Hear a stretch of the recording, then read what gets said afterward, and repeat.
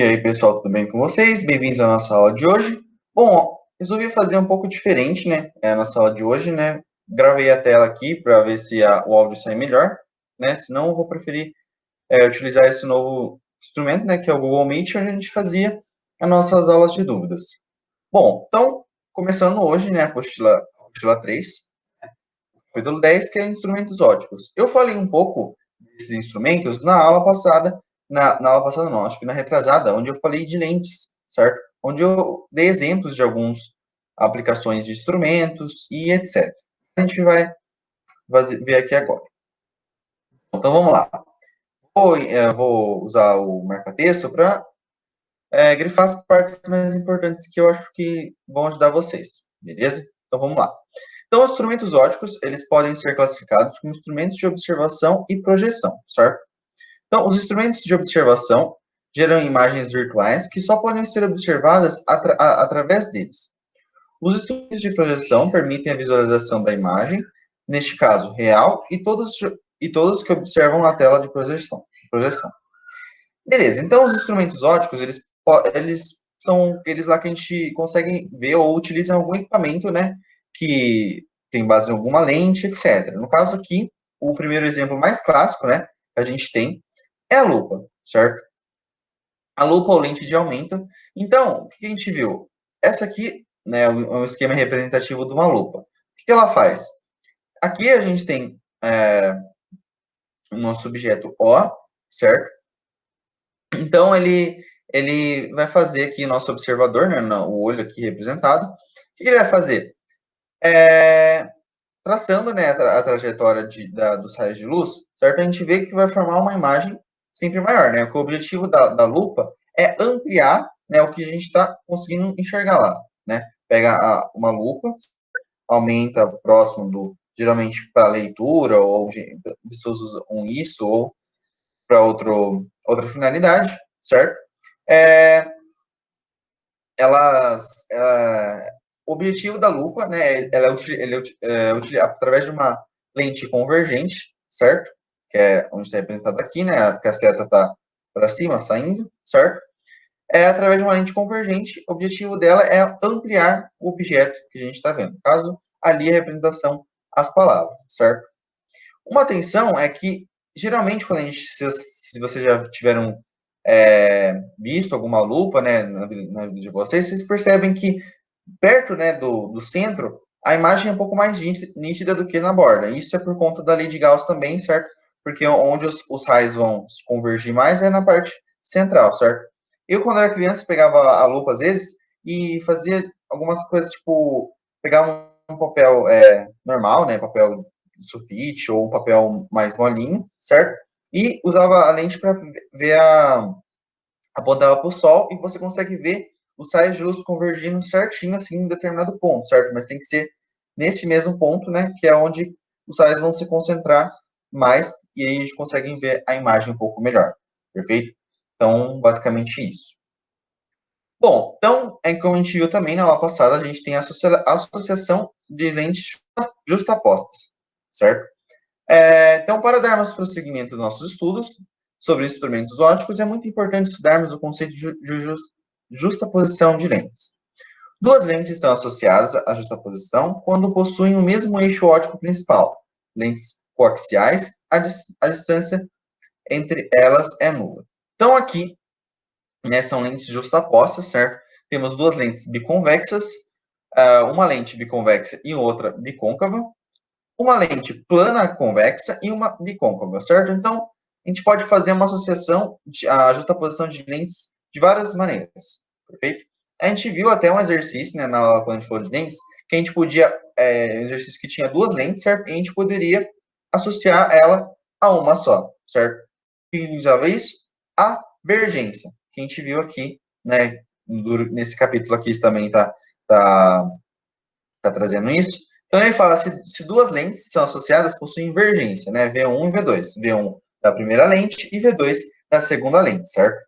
Podemos demonstrar que a divergência equivalente, ou seja, para a justaposição das duas lentes, ela é associada dessa forma, ou seja, a divergência equivalente é a divergência de uma mais a divergência da outra, certo? E aqui é uma forma, né, esse símbolo aqui, que parece um E mais moderno, é um símbolo de somatória, ou seja, ele a divergência equivalente é a somatória começando do 1, né, de uma lente, até quantas lentes você fizer a justaposição, para V igual a 1, mais 2, 3, 4, 5. Aí você vai somando, beleza?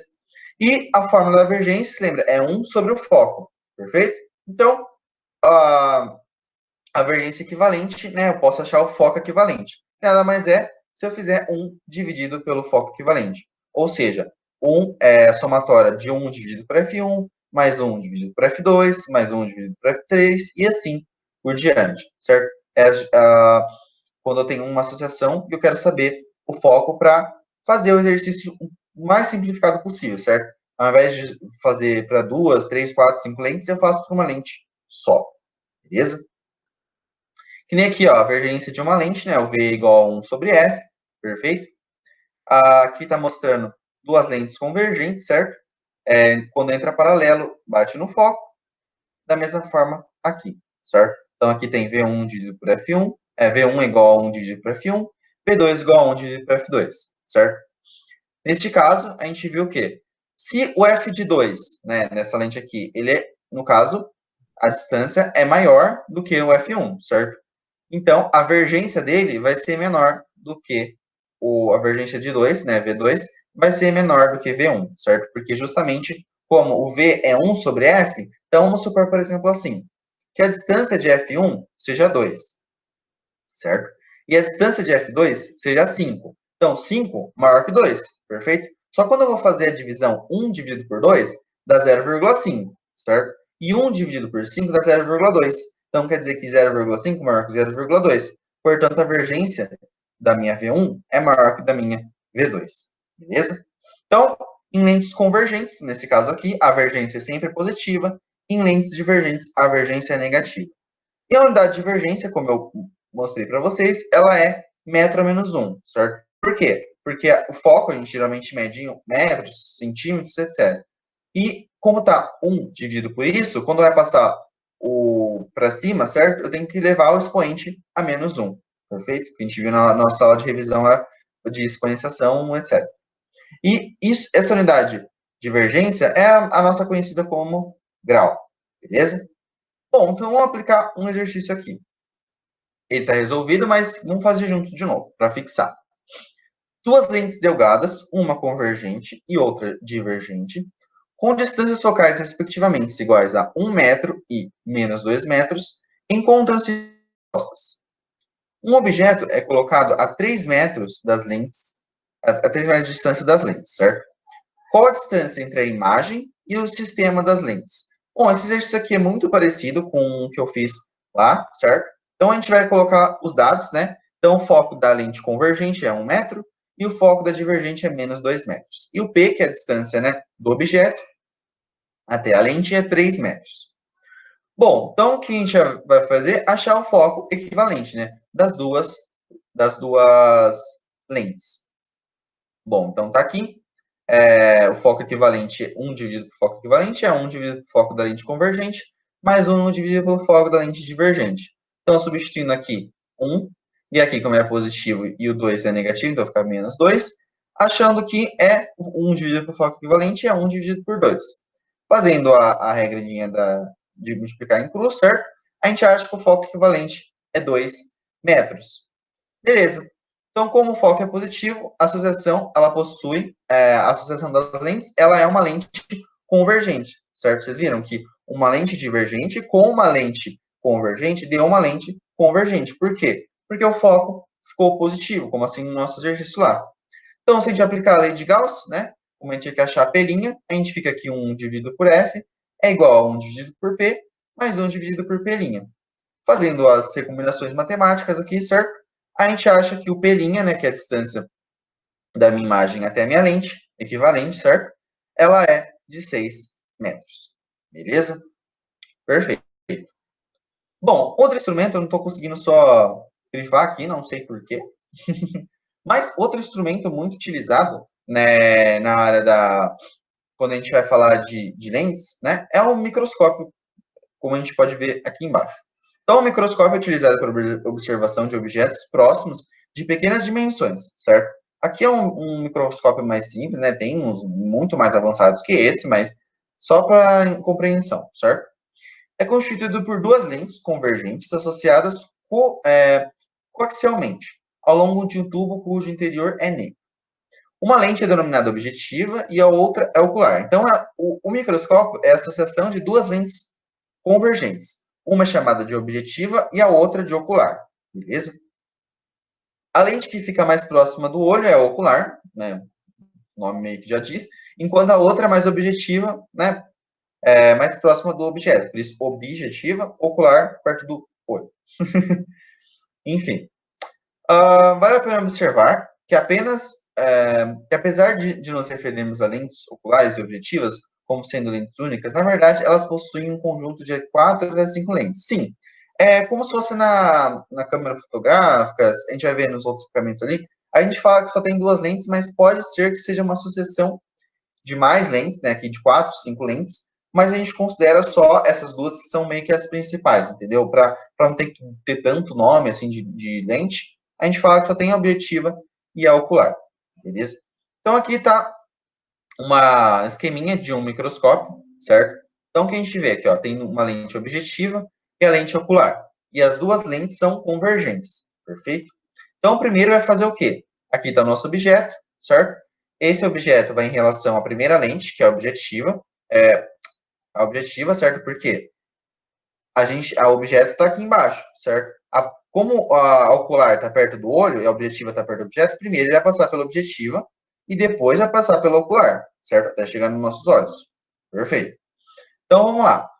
Quando entra paralelo, né, passa pelo foco da primeira, aí entra no centro de curvatura, passa. Essa aqui é a minha primeira imagem, né, em relação à minha lente objetiva.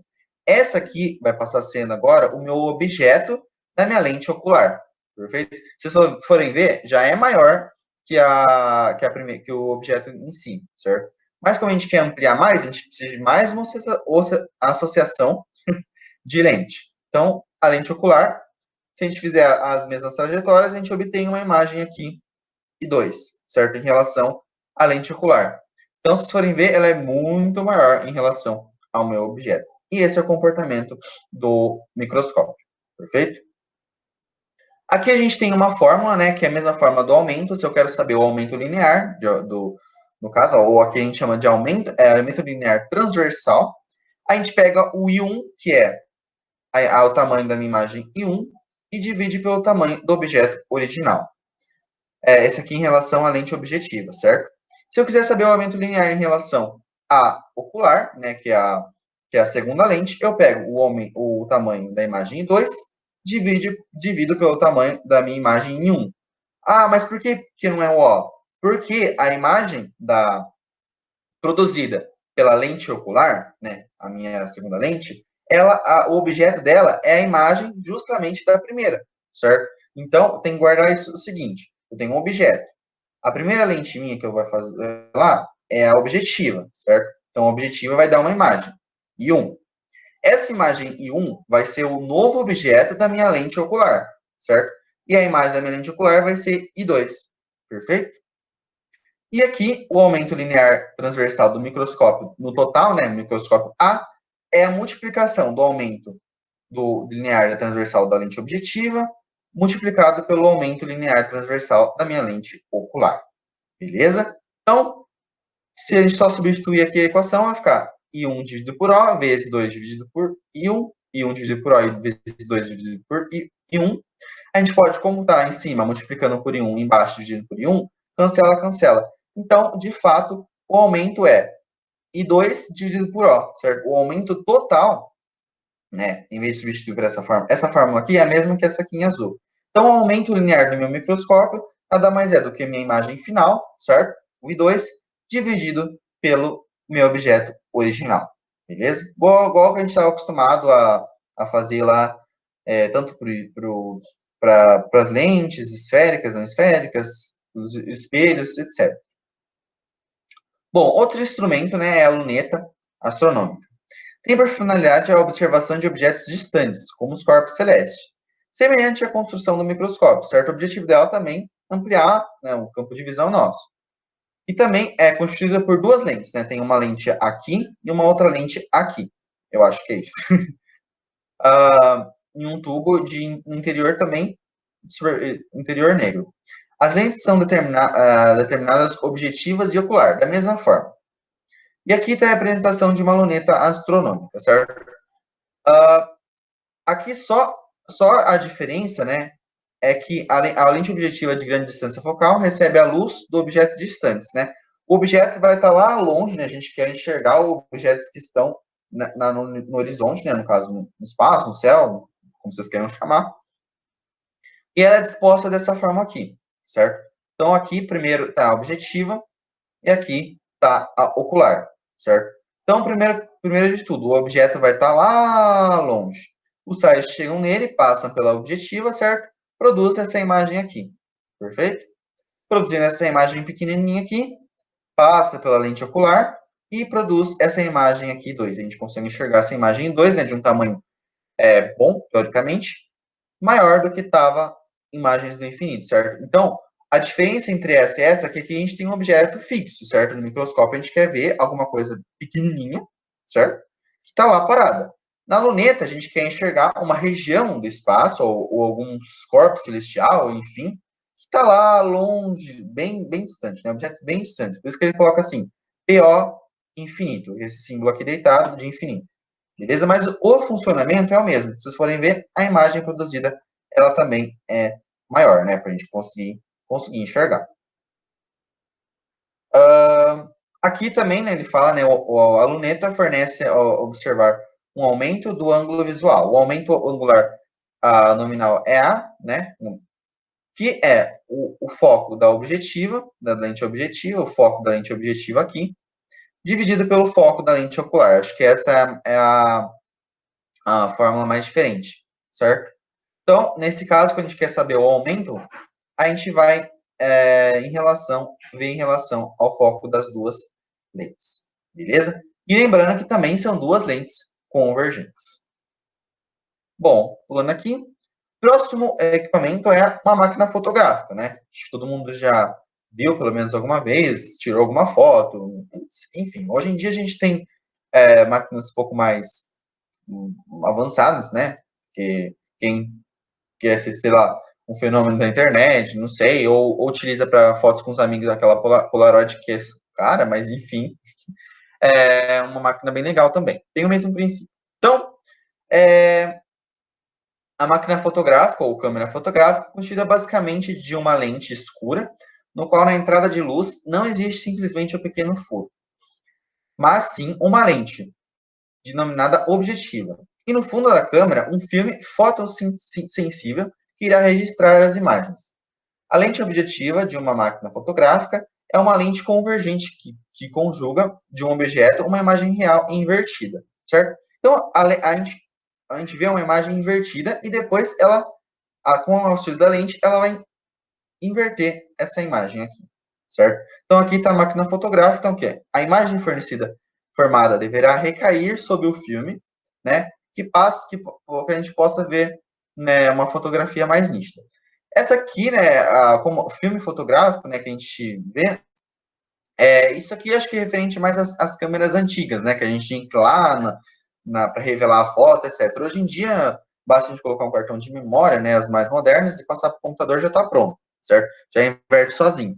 Mas antigamente não, tinha um filme lá que a gente tinha que era dessa maneira. Então era constituído por uma lente, né, objetiva, onde a gente tinha um objeto no qual a gente queria fotografar ele, certo? E no filme ele aparecia lá de ponta cabeça, certo? Que é aqui a gente vê a trajetória dos raios e a formação da minha imagem. Se vocês forem ver, ela vai ser do mesmo tamanho que meu objeto, certo? Que a gente quer no mesmo campo de visão que a gente está tentando tirar a foto, a gente quer a foto com aquele mesmo campo de visão, perfeito? E a imagem vai ser invertida, certo? Nas mais modernas, tem outros tipos de lentes que não deformam o tamanho da imagem, mas ela inverte, né? Para a gente conseguir enxergar ela na mesma direção aqui que meu objeto, beleza?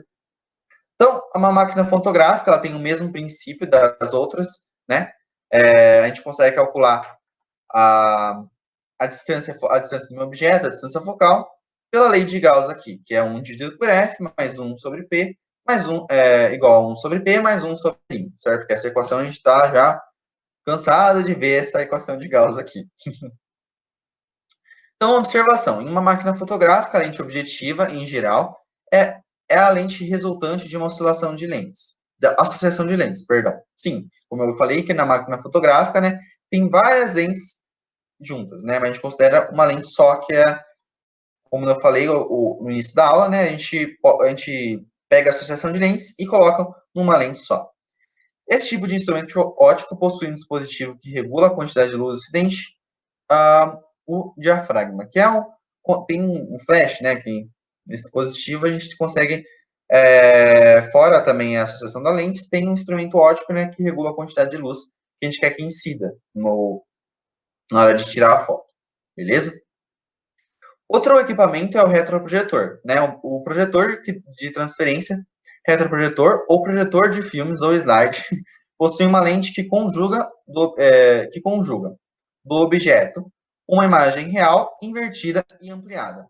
Essa imagem, para ser nítida, deverá recair sobre a tela de projeção. Então, a gente coloca aqui a imagem, certo? No projetor aqui embaixo, e o raio vai subir e vai projetar, né? Vai sair por aqui por cima e vai projetar a imagem que está aqui embaixo com um tamanho maior do que ela é, perfeito? Então, aqui está o funcionamento basicamente dele, certo? Então, aqui tem uma lâmpada, né, embaixo aqui nessa caixinha grandona, certo? Então, aqui a gente vai colocar uma lâmina de vidro, aqui a gente vai colocar o nosso objeto, né, de tamanho AB. Então, o que vai acontecer? Os raios vão sair, certo? Vão ir pela minha imagem, vão cruzar aqui para a lente minha de projeção, certo? Os raios, eles vão fazendo todas essas trajetórias. Por exemplo, vamos pegar esse raio aqui, né? Ele vai sair da lente, vai vir aqui na parte de baixo do meu objeto, certo? Subir, cruzar aqui, cruzou, partiu para cá, certo? Essa aqui é a trajetória do meu raio em si, beleza? Que vai formar aqui uma imagem na minha tela de projeção com um tamanho bem maior do que o meu objeto original, né? A minha imagem tem que ser maior, porque tem a associação, ó, de uma lâmina de vidro, de uma lente e de um espelho. Que o espelho você vai fazer o quê? Projetar, né, essa imagem que estava aqui para cá, beleza? Ampliou a minha imagem aqui, beleza? E acho que o último instrumento óptico que a gente vai ver hoje é o binóculo, certo? O binóculo é um instrumento óptico constituído por duas lunetas, né? Cada uma delas contém duas lentes, uma objetiva e outra ocular, além de dois prismas de poros, nos quais ocorre a inversão da imagem final através da reflexão total, certo? Como eu falei, neste caso o binóculo ele também tem a função de ampliação ou de minimizar, né? Se você, dependendo do lado que você usar o binóculo. E para inverter a imagem, como eu falei, é uma associação de outras lentes, ou que a gente chama de prisma, beleza? Então, é como se fosse esse prisma aqui, certo? Ele vai inverter a imagem, né? Dependendo do ângulo, em 90 graus, 180 graus, etc. Então, é o mesmo funcionamento da luneta. Por isso que eles não colocaram nada aqui, ó. Primeiro, vai incidir aqui, né? O raio, tá vendo o raio aqui? Vai incidir, né? Na parte do meu binóculo onde eu estou vendo, aqui vamos supor que está o observador. O raio vai bater, vai ter reflexão total aqui, aqui, aqui, e voltar para o meu globo ocular, para o meu observador. Beleza? Então, é isso que acontece. Bom, dito isso, né, vamos para a parte agora que interessa bastante a gente, é a ótica da visão. Então, aqui a gente tem um globo ocular, perfeito, de um olho humano normal. E, basicamente, né, aqui é a representação de um corte do olho humano, onde a gente tem a íris, a córnea, a esclerótica, a coroide, eu não sei muitos nomes dessa parte, né, tô lendo só aqui, faz tempo que eu estudei essa parte do olho, então, mas o mais importante que vai ser importante para a gente é a retina e a córnea, certo? Aqui tem, se vocês quiserem ler a título de curiosidade, né? A íris, né, que a gente fala que é a pupila, certo? Ele está explicando basicamente o que é cada uma parte do olho, a função dela e etc. Bom, então aqui a gente tem o quê? Um esquema representativo de um olho humano. Então, aqui tem o cristalino, ele funciona como se fosse uma lente, né? Aqui no caso, uma lente convergente. E a imagem que vai formada, que chega até os nossos olhos, vai ser formada na região da retina lá atrás. Beleza? Bom, então a gente tem aqui a acomodação visual. Então, o nosso olho tem uma incrível capacidade de se acomodar e gerar imagens nítidas, certo? Sobre a retina, como eu falei. De objetos próximos, como essa folha, e de objetos muito afastados. Uma paisagem, por exemplo. Então, aqui tem o cristalino e os músculos ciliares. Eles são importantes, né? Porque é onde vai chegar, certo? Os raios de luz para a gente conseguir enxergar. Então, o cristalino com menos curvo tem um foco maior, e cristalino com mais curvo, né? Quando os músculos já estão contraídos, certo? Eles têm um maior foco, beleza? Então, o cristalino do olho é uma lente biconvexa, presa a paredes do globo ocular com uma série de fibras musculares, como a gente pode ver aqui, que constituem o músculo ciliares. O cristalino não apresenta uma distância focal constante, certo? Ao contrário, ele é constituído por um tecido elástico que lhe permite mudar de forma quando os músculos ciliares se contraem. De acordo com a equação do fabricante de lente, a distância focal de uma lente indica na refração N2 imersa em um raio que incide na refração N1. Depende dos raios de curvatura R1 e R2.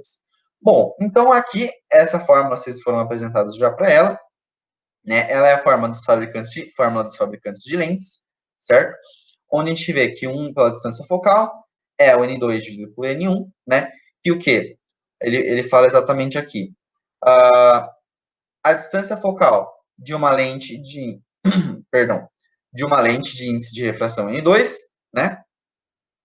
Imersa em um meio de índice de refração N1. Então, o N1 em relação ao meio, o N2 em relação à lente.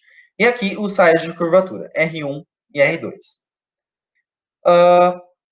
Beleza, então essa aqui é a equação dos fabricantes de lente. Aqui dá atenção muito importante, né, da leitura ali atrás. Então, no olho humano, a imagem deve recair sobre a retina. Sempre vai recair sobre a retina. Então, o que isso significa? Significa que a distância da minha imagem formada, ela vai ser a mesma. O pelinha vai ser constante. E o que vai mudar? O que vai mudar vai ser o foco do cristalino e a distância do meu objeto que eu quero ver, certo? Então, por isso que eu falei por isso que ali atrás falou que o cristalino ele não tem foco, porque ele vai estar sempre em movimento. Ele pode ser contraído ou pode descontrair, certo? Relaxar, no caso. Então, para isso, a distância focal F deve assumir um valor conveniente para cada posição do objeto, certo? De fato, a equação de Gauss mostra que a distância focal deve assumir valores cada vez menores para posições de objetos próximos. Então, se o objeto está muito próximo do nosso olho, o foco vai diminuir. Se ele vai estar longe, o foco vai aumentar, certo? Bom, outras coisas muito importantes, né, outra nomenclatura, é o ponto próximo e o ponto remoto. Então, o que é o ponto próximo e o ponto remoto? Então, o ponto próximo é quanto mais o objeto se aproxima do olho, maior a compressão dos músculos ciliares sobre o cristalino. Haverá, então, uma distância do objeto ao olho, no qual os músculos ciliares realizam uma máxima compressão, certo? Então, aqui, estão máximo comprimidos. Essa posição do objeto é denominada ponto máximo. Então, vamos fazer o seguinte, ó, pega um objeto, pode ser uma caneta, como faz, você olha para ela com os dois olhos fixos nessa caneta, vai aproximando essa caneta até aqui uma determinada distância, parou uma distância onde você consegue enxergar, né, ela tem que enxergar nitidamente. A partir do momento que você passa e não consegue enxergar, já consegue enxergar embaçado, volta, certo? Essa distância aqui, onde você consegue enxergar a distância mínima entre os seus olhos, ou até conseguir enxergar a caneta, é chamada de ponto próximo, certo? Então, ali está falando, né, para o olho normal, a distância do ponto próximo, né, é aproximadamente 25 centímetros. Então, 25 centímetros, né, aproximadamente, né, tem gente que tem uma variação, certo? É a distância mínima que a gente consegue enxergar um objeto nítido perto dos nossos olhos é de 25 centímetros, beleza? E tem o ponto remoto, né? Quanto mais o objeto se afasta do olho humano, menor a compressão exercida pelos músculos ciliares. A posição do objeto para o qual os músculos ciliares estão relaxados é denominada ponto remoto, cuja distância do olho é a distância máxima de visão, certo? Então, da mesma forma que o ponto próximo é o ponto do objeto mais próximo, e o ponto remoto é onde o objeto está mais distante, beleza? O ponto remoto é a posição do objeto mais afastada do olho, que ainda permite uma visão nítida, certo? Então, para o olho normal, a distância do ponto remoto do olho humano, né, que a gente denomina DPR, é infinita, certo?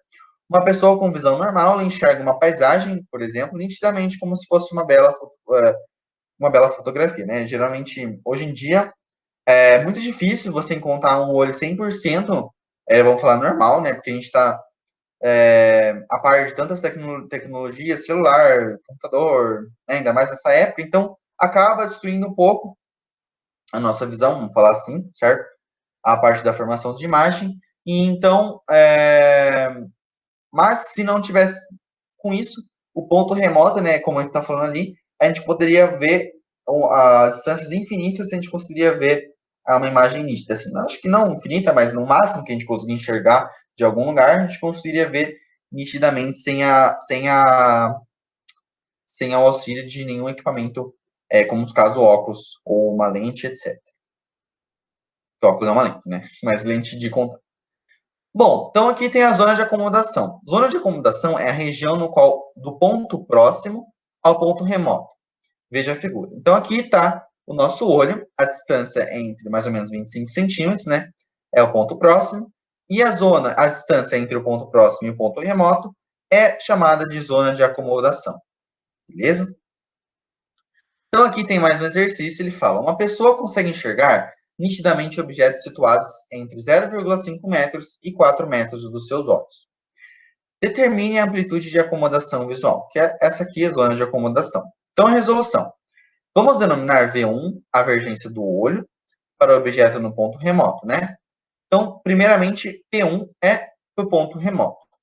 Aplicando a equação da lei de Gauss, a gente vai ver a vergência, né? Que a vergência é 1 sobre F, é igual a 1 sobre P1, mais 1 sobre P1 novamente.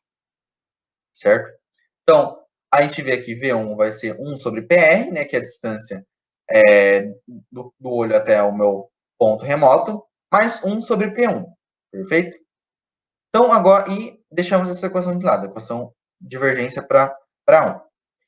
E agora vamos denominar a divergência de 2, né, como se fosse duas lentes, né? A gente está vendo duas imagens diferentes, uma está próxima e a outra distante, por isso que a gente tem que considerar duas vergências. Para objetos no ponto próximo. Então, a gente coloca P2 como sendo PP. Aplicando a lei de Gauss, vai ficar como? V2 é igual a 1 dividido por F2, que é igual a 1 sobre P2 mais 1 sobre P2. Então, 1 P2 que é a gente coloca que é dPP, que é a distância do olho até o ponto remoto ali.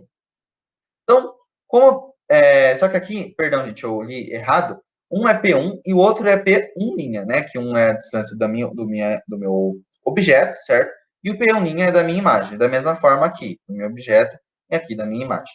Perfeito? Então, como o P2' é igual ao P1', certo? Por quê?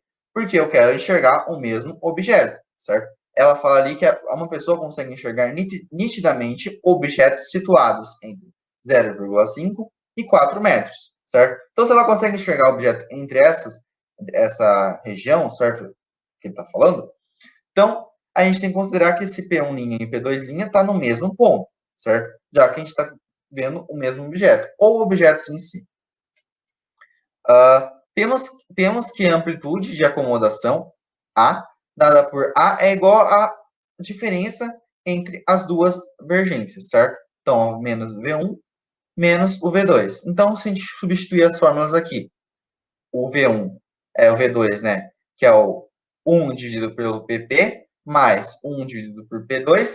Só que como a gente considerou os dois iguais, a gente só colocou P', certo? Menos a vergência da primeira lente, que é 1 dividido por PR, certo? Menos né? Porque estava, como aqui é mais, com esse menos aqui, com menos, menos com mais, menos 1 dividido por P'. Então, aqui, posso cancelar esse com esse, certo? Porque um está somando, o outro está subtraindo. Ficamos que a amplitude de acomodação, A, é a diferença entre o V2 menos o V1, perfeito? Então, ficou 1 dividido por PP, menos 1 por PR. O PP ele falou que é 0,5 e o PR 4 metros, beleza? Então, fazendo essa conta aqui, a gente chega que o A, que é quando ele pede aqui, determine a amplitude de acomodação, certo? Ele é de 1,25 D, né? Que é a amplitude de acomodação, ou essa zona de acomodação aqui, certo? Então, o que a gente tem que fazer quando a gente for fazer um exercício desse? A gente vai aplicar na nossa aula de exercícios tranquilamente. Aqui só foi para entender um pouco melhor. A gente vai aplicar a forma da divergência, certo? Né? Porque a gente tem convergência quando está chegando o ponto remoto e o ponto próximo, certo? E a gente vai fazer a subtração entre a vergência 2, né, que é o ponto do ponto próximo, menos a vergência número 1 do ponto remoto, que é o ponto mais distante. Beleza? E aí a gente acha a zona de acomodação aqui. Perfeito? Beleza? Continuando. Então, a gente tem alguns, para finalizar, né, a gente vai ver alguns defeitos, né? A gente fala, infelizmente, essa palavra, mas são defeitos de visão. Então, o primeiro que a gente viu quem viu na aula passada, é a miopia. Então, a miopia é a deficiência do olho do míope. Na verdade, ela está relacionada com a visualização dos objetos distantes, certo? A pessoa tem dificuldade em ver objetos distantes. E essa zona de acomodação, ela passa a ser um pouco menor, certo? Aqui, né, fala assim, ó, o seu ponto remoto não está no infinito, e sim a uma distância finita, certo? A uma distância determinada. Tem uma determinada distância, que é uma pessoa míope consegue enxergar objetos nítidos à distância, certo? Que é o ponto remoto mais distante. Elas já não conseguem enxergar infinitamente, perfeito? E aqui, o ponto próximo, ele geralmente é menor que 25 centímetros, que é do olho normal. Então, o que está acontecendo? A formação da imagem está acontecendo, perdão, para uma pessoa míope, a formação da imagem está acontecendo antes da retina, certo? O ponto onde está formando a imagem está antes da retina. Por isso que ela não consegue enxergar tanto a 25 centímetros para o ponto próximo, ou ao pontos remotos, que é objetos que estão a longa distância, certo? Então, para corrigir esse defeito, devemos tornar o olho míope menos convergente, certo? Ou seja, que a convergência dele, dos raios, seja um pouco mais distante, perfeito? Para tanto, associamos aí uma lente divergente, certo? Que a lente divergente ela vai divergir um pouco os raios para eles convergirem depois, perfeito? Então, a distância focal da lente corretiva, né? Perdão, da míope é igual ao modo da distância do ponto remoto. Então, o foco da lente nova, certo? Vai ser menos a distância do ponto remoto aqui, né? Que a gente quer afastar a zona de acomodação. Beleza? O sinal negativo na expressão deve ser a conversão que se atribui às distâncias focais negativas da lente, né? Que é uma lente que a gente vai estar colocando, é uma lente divergente. Perfeito? Aqui tem outro exercício, mas a gente vai deixar o exercício mais para a parte da aula de exercício. Outro defeito é a hipermetropia. Agora é ao contrário da miopia, né? A deficiência de um olho hipermetrópe está na visualização de objetos próximos, certo? Ou seja, o seu ponto próximo está mais afastado do olho normal. Ou seja, ele tem deficiência de enxergar objetos bem próximos dele. Por quê? O ponto próximo dele está a uma distância bem maior do que 25 centímetros. Então, ele tem uma dificuldade de enxergar objetos aqui. O ponto próximo dele está mais ou menos assim, né? Não sei como que é, não tenho hipermetropia. Mas a dificuldade dele, na verdade, é essa, certo? Aqui né, tem uma representação do qual seria o ponto próximo normal, e o ponto próximo da pessoa míope está aqui, certo? Mas, em compensação, a zona de acomodação, né, como ele consegue enxergar, tem dificuldade de enxergar perto, longe, tá tudo bem, certo? Então, aqui está um olho míope. O que está acontecendo? A imagem está formada depois da retina, certo? O que a gente quer que aconteça? Que a gente quer que o cruzamento, ou seja, a convergência dos meus raios, seja antes, certo? Seja antes, porque aqui está sendo depois, ou seja, seja aqui na retina, como num olho normal. Para isso, a gente vai usar o quê? Vai utilizar uma lente convergente para convergir os raios antes do que estava sendo, né, atrás lá da retina, certo? Então, a lente corretiva deverá fornecer uma imagem de um objeto colocado a 25 centímetros do olho, né, do ponto máximo, do ponto próximo, perdão, do hipermetrópio, ou seja, uma distância dpp do olho. Assim, a distância focal entre a lente corretiva, né, da hipermetropia é calculada através da lei de Gauss, como mostra aqui. Então, essa aqui era o cálculo, essa aqui é o foco da lente para correção de uma miopia, né, de uma lente divergente, e aqui é o cálculo para uma pessoa que precisa, que tem hipermetropia e precisa de uma lente convergente, beleza? O sinal negativo na expressão deve ser o fato de que a imagem fornecida pela lente corretiva vai ser virtual, beleza? O formato vai ser virtual. E bom, só a critério de mais conhecimento, né? Outros dois defeitos que a gente não aborda tanto, que é o astigmatismo e a presbiopia. Então, o astigmatismo ocorre devido a uma perda de simetria do globo ocular. A correção é feita com o uso de lentes cilíndricas, como eu falei na aula, certo?